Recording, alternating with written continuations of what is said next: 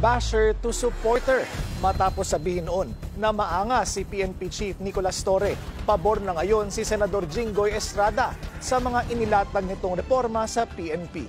Ang detalye sa agenda report ni Hannah T. Kumambyo na si Senator Jinggoy Estrada kay PNP Chief Nicolas Torre. Hindi man agad napabilib sa pagkakatalaga kay Torre, suportado na ngayon ng senador ang kanyang mga reforma.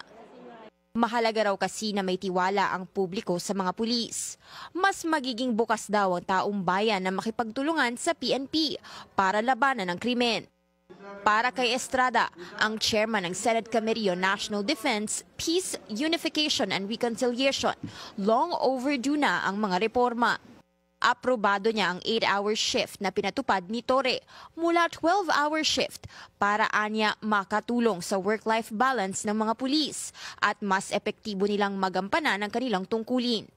Pabor din ng senador sa 5-minute response na utos ni Torre at pagsibak sa mga hindi makakasunod dito.